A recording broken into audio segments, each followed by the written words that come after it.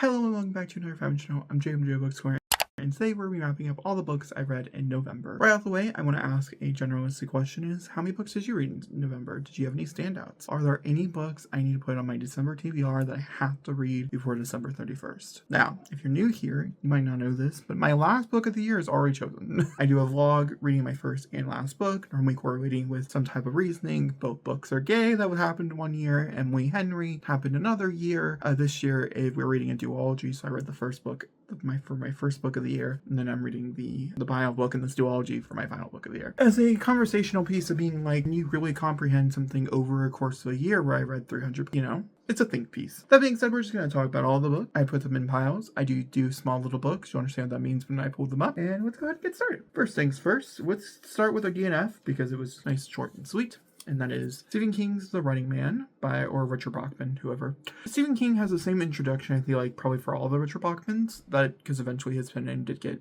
released. It was like a leaked thing. It was really, it's interesting. So I felt very happy that they leaked, that they figured out this was Stephen King. And he wrote 20-something books under the name of Richard Bachman. I think only two after the announcement that he was Stephen King, 2 or 3, if I'm not mistaken. This was not one of them. This is one of the first books he wrote under Richard Bachman. He wrote The Long Walk, and then he wrote this one pretty soon afterwards. This is a story that takes place in 2025 when the world is living with a different currency. It's now called New Dollars, futuristic, sci-fi. I know this story pretty well now because I've seen the movie, and this was released for a novel versus, but I hated this book.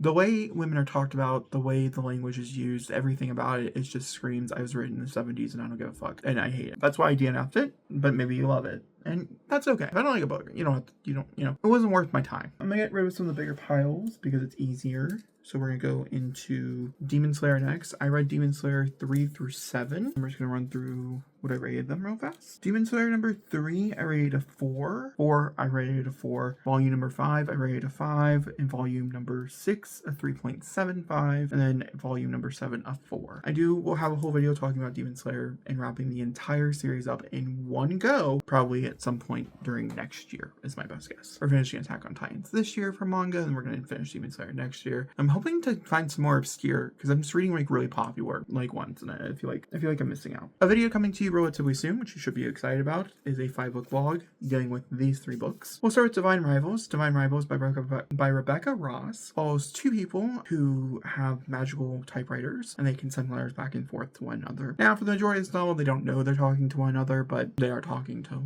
one another. Essentially, they're workplace rivals. Both people don't think they like one another. In reality, they both are in love with one another. One is from higher ups, one like a higher up family, like they're rich and shit. One is from a poor family, and she ends up becoming a war correspondent in this fantastical war where they're using like flying creatures that are barely talked about, and it feels very World War II, type of thing. It didn't fully work for me. I gave it a 3. There's objectively nothing wrong with Divine Rivals. One that did not work for me, and a lot of people said I wasn't going to, so it's okay. And that's High by Warren Roberts. To be honest, there's a lot of things that happen in this book, but I found it really boring the whole way through. Same thing with Divine Rivals. Both these have the sense of boringness. The thing here is that this is so derivative of everything else that it's ever talked about or been in conversation with that it's hard to enjoy. However, this does give me hope for certain stories of mine that I feel like are too derivative. Maybe they're not. That's all I got. As well as Penna, she ends up joining a competition-like game where people with superpowers go head-to-head with one-on-one, and she does not have any. The 2.5, I did not like it. Then lastly, I also read Cassandra Clare's Swordcatcher. Swordcatcher actually is going to be popping up in several videos. Get ready. We're going to talk about this quite a bit on the channel. Swordcatcher is Cassandra Clare's brand new series. It's called like the Castlevanias or something. It's whatever the world is called. And this is her first segue into adult. I gave it a 4.5. I really liked it. However, it was missing some oomph, and I didn't really care for everything up until like the last 200, 300 pages, which I don't think it's good enough to give it 5. However, this does seem like a book on reread when the third one does come out. After I read the first 2 and I reread them again, it could be a 5. There's a good chance the next one could be a 5 as well. This had a very explosive finale that I'm itching to pick up the sequel, so that's exciting. As well as Cal, Connor, and Lynn, as they all get wrapped up into the world of politics, lots of politics, high politic fantasy book right here. I gave it, like I said, a 4.5. Let's talk about a video that you've already seen, and that is part of this World trilogy. I read 2 books for it this month. We have Just for the Summer, the final book that's talked about in that video, which follows, I really can't remember their names. Joshua? I don't remember. I like both the book. I like both the FMC and the MC in this one. This was a 5-star read. Now, it wasn't a 5-star read until until the plot twist, but when the plot twist happened, my brain was broken, and it was a 5-star beautiful read. The whole video talking about it, though, in case you want to check it out, I'll link you over to it. Then we have the situationship, which is also part of it. This is a 3.5, and I wish it was the entire book. Like, this is a novella. It's not even. It's like a short story. It's like 50 pages long. I wanted more. This follows the main character's best friend in that book as she is falling in love with somebody that we're familiar with, and I had a great time. And I really do think that they're perfect for one another, and I would have read a whole book. That was a little annoying. Another fun, like, random trilogy that I read The Infernal Devices in manga format as well this month. So we have Clockwork Angel, which I gave a 4, Clockwork Prince, which I gave a 4, and then Clockwork Princess, which I gave a 5. I really like how they adapted the finale for this trilogy. So I would recommend them. I would not recommend them if you've never read them like in their novel format, but if you have read them in novel format, I would recommend. Then we have Beneath the Trees, Where No One Can See, Where Nobody Sees. This follows a serial killer who kills animals. This is set in a world where animals and surveillance is like real. So like that's a bear, dragging a bag. And he kills a duck at the very beginning of this book, and then a rabbit ends up being massacred on a float like 10 pages later, and he's like, I didn't kill that rabbit. Who killed that rabbit? And now they're looking for like a witch hunt. And it's about 2 serial killers going up against one another. I really liked it. I thought it was fun. I would highly recommend it if you're into that. 4.25. I read DC Horror Presents, and as cool as this cover seems like it could be, it wasn't that great. I gave it a 3. A 3. Objectively speaking, a lot of stories didn't work for me. The really offshoot characters that I didn't really know who they were worked better than the main ones because they just didn't work in a horror space. Wonder Woman's storyline was god-awful, and Superman was laughable at best. Now we have 5 new release books that I picked up just for funsies that we can talk about. We have You Weren't Meant to Be Human by Andrew Joseph Light. This is his adult horror debut. I would classify it as extreme horror depending on the subject matter. As well as a man named Craven. He is someone who is mute by choice. The book opens with him having spicy times with somebody else that he's close with, and he ends up becoming pregnant from this. He is a part of a hive of worms that are like parasites, think of like aliens in a way, and they are telling him that he has to keep this baby for them so they could possibly transfer themselves into a different soul. And he does not want to be pregnant. And we're dealing with like conversations about being forced pregnancies. Everything else that you could think of that could make you uncomfortable in that conversation is presented here. It's done very well. However, the plot itself is very muddled. The world building is not my favorite either. And I didn't care about the characters enough like I have with other Andrew Joseph Lights where this has been a problem to like be fully